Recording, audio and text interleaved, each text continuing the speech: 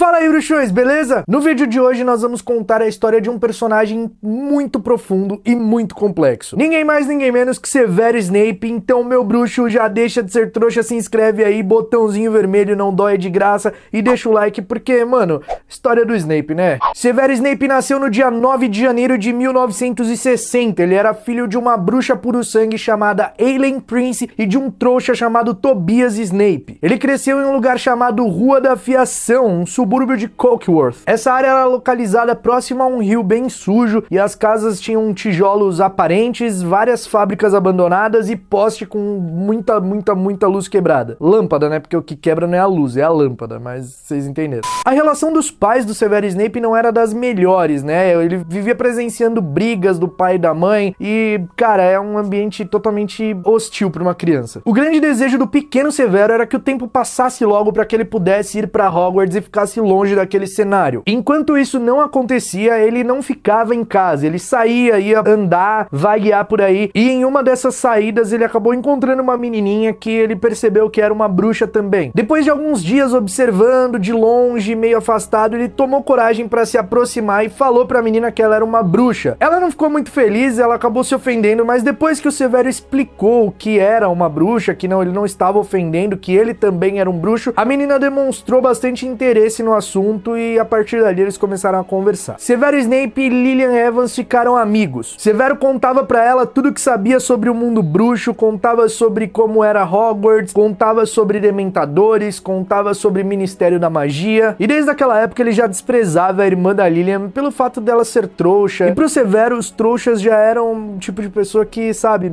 ele tinha o espelho do próprio pai em casa que era trouxa e vivia brigando com a mãe dele, então essa era a imagem que ele tinha. No ano de 1971, Severus Snape começa o seu ano escolar em Hogwarts, junto com a Lillian, que também começava naquele ano. Eles decidiram sentar juntos lá na cabine do Expresso de Hogwarts, lá no vagão do Expresso de Hogwarts, e outros dois garotos também sentaram ali naquela mesma cabine, vocês já devem imaginar de quem que eu tô falando, né? Sirius Black e Tiago Potter. O encontro não foi nada agradável, nenhum foi com a cara um do outro ali, tanto o Snape quanto o Tiago e o Sirius não foram um com a cara do outro. Ao chegarem em Hogwarts, Snape é selecionado para a casa Sonserina, diferente da Lillian, que acaba indo para a Grifinória. A convivência de Severus Snape com Sirius Black, Tiago Potter, Remo Lupin e Pedro Pettigrew não era nada fácil. Eles viviam se apurrinhando Claro que os marotos estavam em número maior, em maior quantidade, era bastante covardia atacar uma pessoa só em 4, mas o Snape também procurava, também tentava ferrar eles, era aquela coisa de escola bem idiota. E não adianta você que é muito fã do Snape falar, não, só os marotos praticavam bullying. Não, mano, leia os livros. O Snape também procurava ferrar os marotos direto. Nessa história não tem quem fez mais, quem fez menos. Você já viu isso? Quando você briga aí na tua casa com teu irmão, você vai falar pra sua mãe, ele começou, e sua mãe fala, não interessa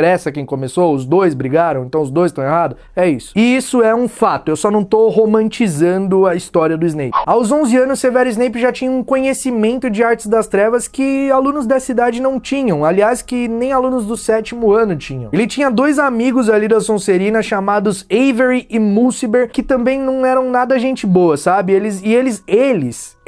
Esses três, Snape, o Avery e o Mulciber, também infernizava outros alunos. É que, cara, eu falo, leia os livros, os filmes só mostram uma pontinha do negócio. O Snape não era santo. A Lillian vivia falando pro Snape, Severo, não anda com esses caras, Severo, esses caras aí, eles metem com os negócios meio errados. E a Lillian tinha razão, porque depois eles todos viraram comensais da morte. Severus Snape também tinha amizade com Lucius Malfoy, que era monitor da Sonserina quando o Snape começou em Hogwarts. Severus Snape era um ótimo aluno em diversas matérias, mas poções ele sempre foi muito bem, mandou muito bem, e ele também era muito bom em criar feitiços e azarações.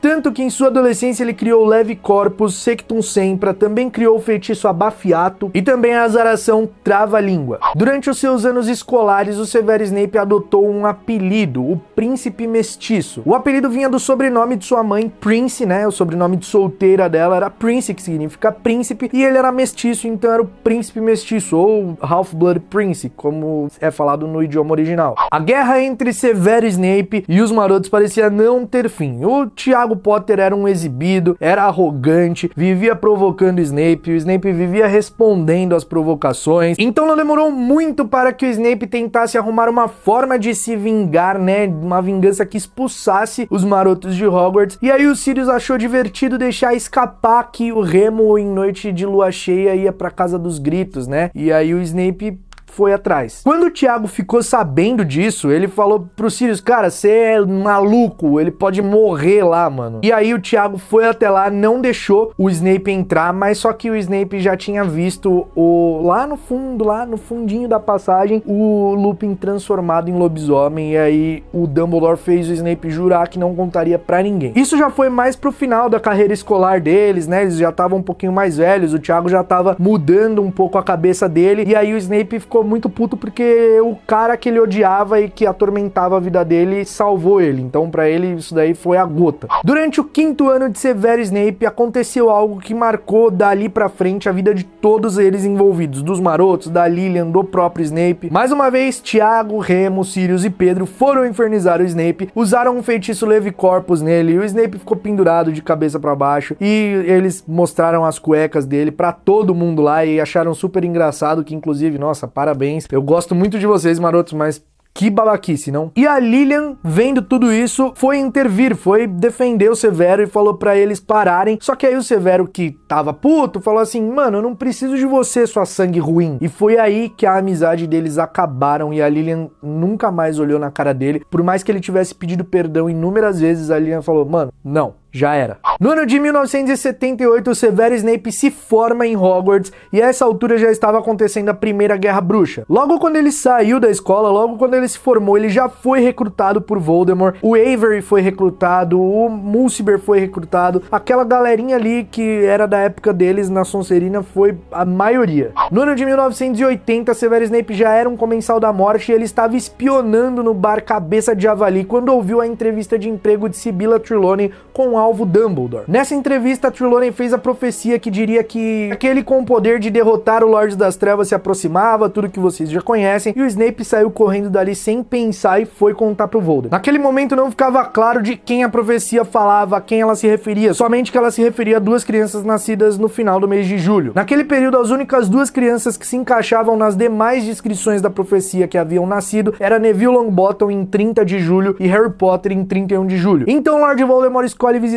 pessoalmente quem? É isso mesmo, Lilian Potter, Tiago Potter. Quando Snape ficou sabendo do plano do Voldemort, ele pediu pro Voldemort poupar a vida da Lilian. Mano, eu não consigo engolir isso ainda, meu Deus. Ele pediu pra poupar a vida da Lilian e o pai e a criança de 1 ano morra. O Snape sabia que não podia confiar no Voldemort, então ele foi pedir pra quem? Pro Dumbledore. Mudou de lado. Ele foi lá pro Dumbledore e pediu pra que ele escondesse a Lilian, que ele protegesse a Lilian. E o Dumbledore fala o seguinte pra ele: você me dá nojo. Exatamente pelo fato de, beleza, eu posso esconder a Lilian, a mulher que você ama, mas o pai e o filho pode morrer. Foi então que Severus Snape falou, esconda todos então, por favor, esconda todos, eu dou em troca tudo que você quiser. E aí foi quando ele e o Dumbledore fizeram aquela sociedade, aquele pacto, e eles acabaram trabalhando juntos pelo resto dos anos. Apesar dos esforços de alvo Dumbledore, os Potter foram assassinados, mas o Harry acabou sobrevivendo e o Voldemort sofreu a primeira queda. Nesse ano, muitos comensais da morte foram presos, mas Severus Snape não, porque agora ele estava a serviço de Dumbledore, que o convidou para lecionar na Escola de Magia e Bruxaria de Hogwarts como professor de poções. O Dumbledore falou que o Snape agora era um agente trabalhando para ele e tava tudo certo. Depois da queda do Voldemort, o Snape não tentou procurar pelo seu mestre. Vai saber se realmente porque ele não tinha interesse, ou porque ele não queria mais, ou porque naquele momento ali ele achava melhor ficar em Hogwarts, porque ele não correria risco de ser preso. Eu não sei, eu estou dizendo naquele momento, não no futuro que a gente vai falar daqui a pouco. Posteriormente, quando o Voldemort retornou ao poder, o Snape foi perdoado por ele por não ter procurado nem nada do tipo, porque ele usou o argumento de que ficou lá como espião dentro de Hogwarts e podia fornecer informações tanto da Ordem da Fênix quanto informações do Dumbledore para o Voldemort. Como professor em Hogwarts, Severus Snape mantinha uma conduta rígida, mas ele era um excelente professor. Ele não tinha muita paciência para tolices, mas mesmo sendo bastante rígido, rígido, bastante carrancudo, ele era bastante respeitado pelos outros professores. No ano de 1991, Harry Potter começa seu estudo em Hogwarts e se torna aluno de Snape. E o primeiro encontro deles já foi bastante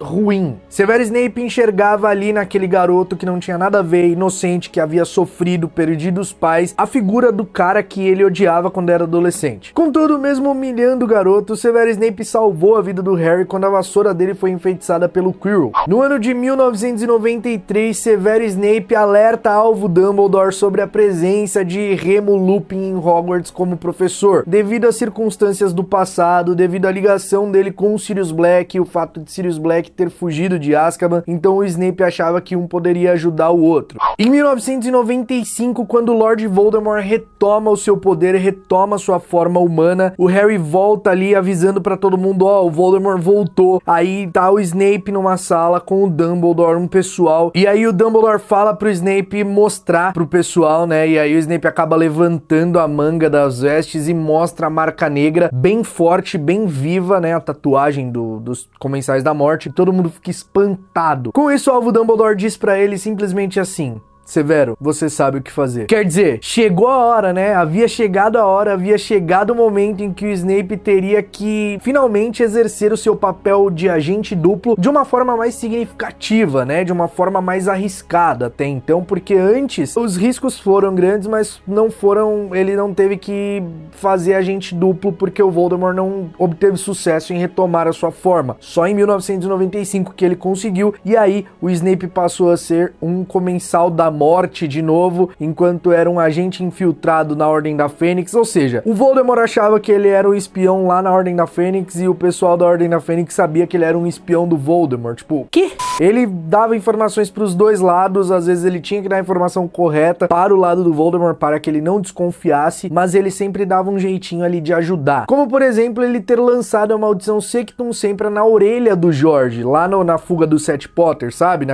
Naquela batalha, porque senão o George acabaria sendo morto por um outro Comensal da Morte. Ainda no ano de 1995, no início de um novo ano letivo em Hogwarts, o Ministério da Magia interfere na escola e o Snape continua desempenhando seu papel de agente duplo. Inclusive é ele quem avisa a Ordem da Fênix que a armada de Dumbledore havia ido para o Ministério da Magia. Ele vai lá, passa a mensagem para eles, assim eles puderam ir até lá o Ministério e lutar lá com os Comensais da Morte, inclusive salvar o pessoal da armada que estava numa situação bem difícil. No ano de 1996, Severus Snape recebe a visita de Bellatrix Lestrange e Narcissa Malfoy e acaba fazendo o voto perpétuo, jurando proteger Draco Malfoy na missão que ele tinha, de matar o Dumbledore. É então que Snape informa ao Dumbledore qual era o plano de Voldemort, e aí o Snape e o Dumbledore começam a bolar um esquema, a bolar um plano, e como o Dumbledore já iria morrer, né, pelo fato de ter usado o anel amaldiçoado da Horcrux lá do Voldemort, o Snape foi fazendo uma poção pra ele que pudesse retardar o máximo o efeito, e ele tinha mais ou menos um ano e 2 meses de vida ali, então o próprio Dumbledore pediu pra que o Snape o matasse. Assim, Lord Voldemort confiaria 100% em Severus Snape. No ano seguinte, o Ministério da Magia é tomado por Lord Voldemort e Snape é nomeado como diretor da Escola de Magia e Bruxaria de Hogwarts. O Voldemort achava que estava tudo tranquilo, que o Snape estava ali em Hogwarts, estava comandando a educação ao modo que ele achava correta e estava de boa, mas na verdade o Snape estava ajudando o Harry a todo momento, só que o Harry não fazia nem ideia. O Snape enviou seu patrono para mostrar onde estava a espada de Godric Gryffindor pro Harry para que ele pudesse destruir uma das Horcruxes de Voldemort. Isso também foi um pedido do Dumbledore, que falou para que ele trocasse as espadas, né, pegasse a espada verdadeira e colocasse uma espada falsa no cofre da Bellatrix, e é por isso que causa aquela confusão, a Bellatrix achando que o trio havia invadido o banco dela quando eles são sequestrados e levados para a mansão Malfoy, e aí eles descobrem que ela poderia ter uma Horcrux guardada lá porque ela tinha ficado muito afetada, então também foi o Snape que ajudou.